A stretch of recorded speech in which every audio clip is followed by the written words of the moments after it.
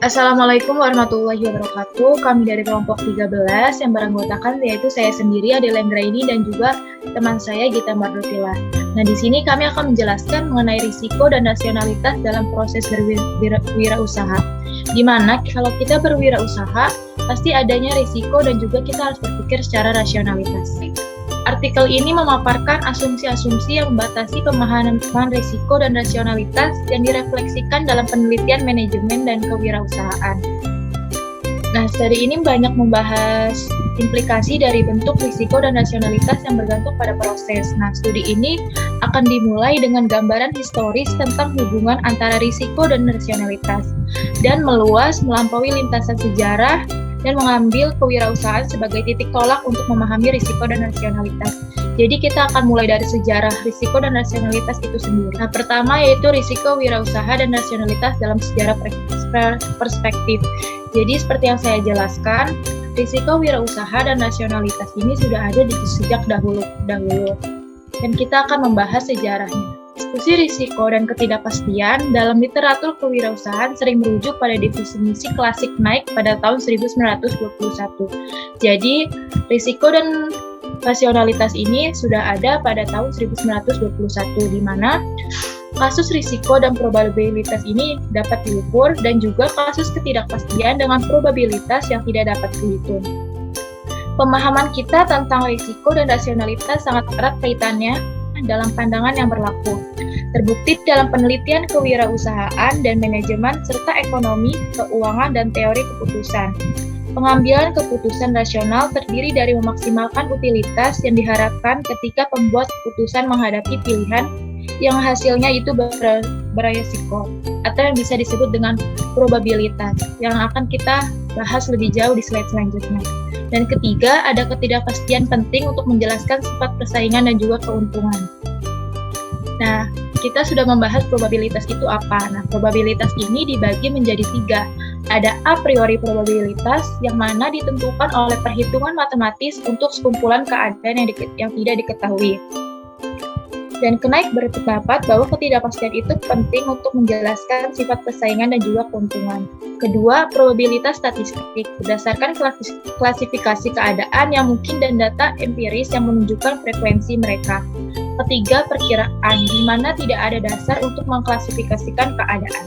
Nah, setelah kita membahas mengenai kewirausahaan, kita akan membahas mengenai kewirausahaan rasional, di mana dalam berwirausaha kita harus berpikir rasional. Nah, respon rasional terhadap ketidakpastian adalah berusaha menguranginya menjadi risiko atau jika tidak memungkinkan hindari investasi sama sekali. Jadi saat kita berpikir secara rasional, kita harus mengurangi ketidakpastian itu. Jadi menjadi risiko atau tidak memungkinkan hindari investasi sama sekali. Jadi kita tidak boleh berinvestasi dan menghindari risiko tersebut. Kedua, keputusan rasional hanya mungkin di bawah risiko, yang memungkinkan penghitungan nilai yang diharapkan dan penentuan apakah situasi tersebut memberikan kompensasi yang memadai untuk modal yang ditempatkan pada risiko. Dan risiko dari Knight 1921 ke depan telah mencirikan rasionalitas kewirausahaan sebagai pengambilan keputusan investasi ketika hasilnya bersifat probabilistik. Menyadari bahwa ini adalah perspektif yang unik dan terletak secara historis memunculkan prospek bahwa mungkin ada cara alternatif untuk memahami kewirausahaan yang membutuhkan perspektif lain tentang risiko dan juga rasionalitas. Dan kedua, risiko dan rasionalitas dalam 3 proses wirausaha. Jadi risiko dan rasionalitas ini bisa kita jelaskan dalam 3 proses wirausaha yang sesuai dengan pendapat para ahli. Little Child pada tahun 1986 membandingkan 3 jenis proses pasar. Ada neoklasik, Austria, dan radikal subjektif. Neoklasik ini diberi label karena prevalensinya dalam ekonomi neoklasik dan juga mencirikan prospek masa depan dalam hal distribusi probabilitas atas kemungkinan keadaan yang tidak diketahui. Kedua, ada Austria. Kenapa sih disebut dengan pasar Austria? Ini terkait dengan Krisner dan ekonomi Austria sebelumnya dan juga Mises dan Hayek. Nah, ini itu memungkinkan ketidaktahuan saat ini dan penemuan kemungkinan baru di masa depan. Jadi, pasar ini menemukan kemungkinan baru di masa depan. Jadi, dia akan menganalisis gitu. Dan terakhir ada radikal subjektif yang menekankan peran imajinasi manusia dalam menciptakan kemungkinan-kemungkinan masa depan yang sebelumnya tidak akan ada. Dan selanjutnya menurut Sarasvati dan kawan-kawan pada 2003, mereka membedakan dan mengkategorisasi 3 kali lipat dari proses pasar itu sendiri. Jadi pasar itu dibagi menjadi 3. Pertama ada pengenalan peluang, yaitu pengakuan peluang yang melibatkan yang diketahui produk dengan permintaan yang ada. Dan kedua ada penciptaan peluang, di mana dari penawaran atau juga dengan permintaan. Dan terakhir penemuan peluang. Penemuan peluang, wirausaha bertindak sebagai arbitrase. Nah, di sini ada tabel 1 yang menjelaskan proses kewirausahaan menurut beberapa ahli. Ada proses 1, proses 2, dan proses 3, di mana setiap ahli mengkategorisasikannya secara berbeda, yaitu menyelaraskan 3 kategori proses pasar dan peluang kewirausahaan yang dijelaskan oleh Littlechild tahun 1986 yang tadi setelah dijelaskan, dan ada juga Buchanan dan Fambach pada tahun 1991, dan Sarasvati dan kawan-kawan 2003. Korespondensi dalam kategori studi ini memberikan prima facie atau kasus kegunaan mereka dalam membedakan proses kewirausahaan.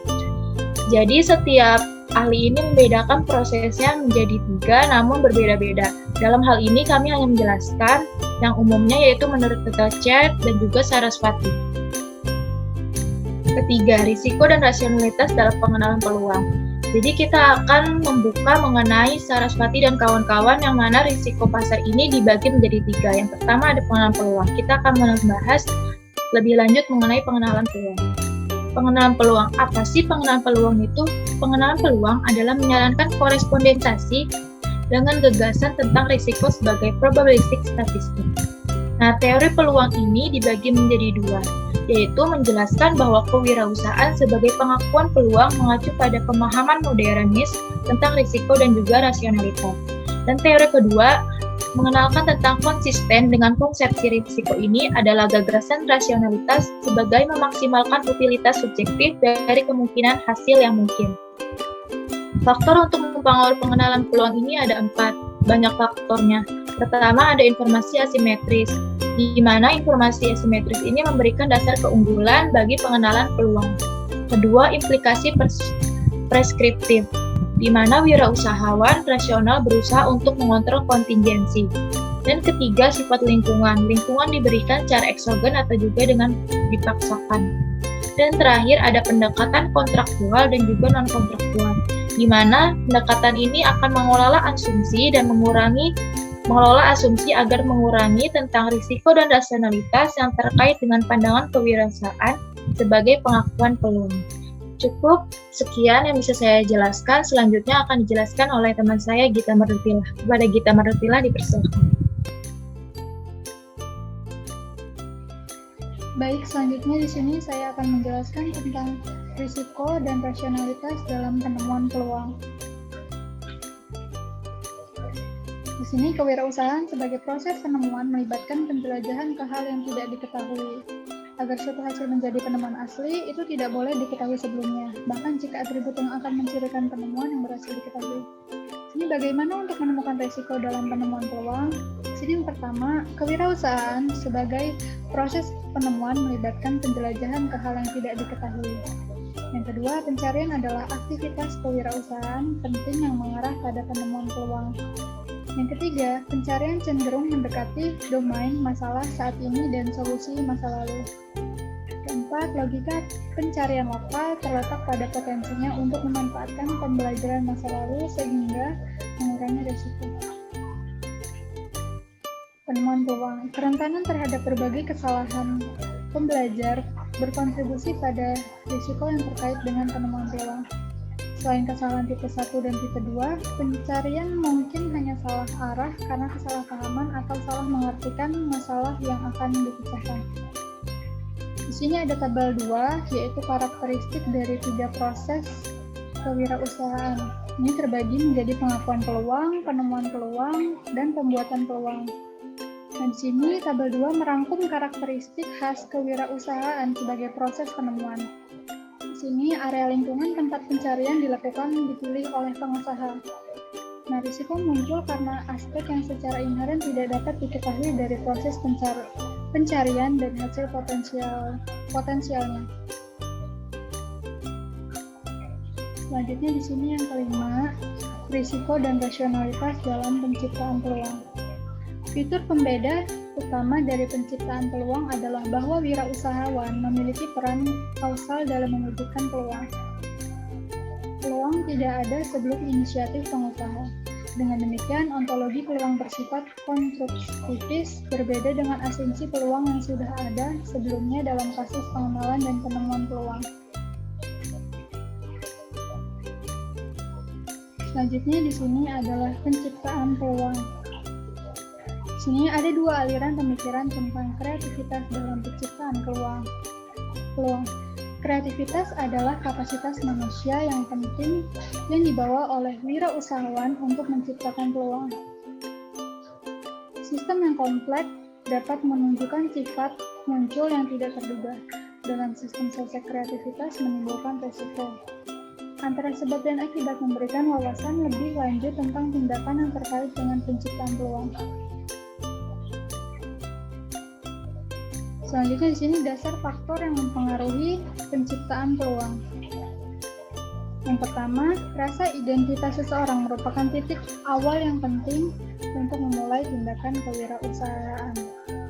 Yang kedua, pengambilan keputusan yang didasarkan pada rasa diri dan tempat. Seseorang dalam komunitas tampaknya sangat cocok untuk proses penciptaan peluang.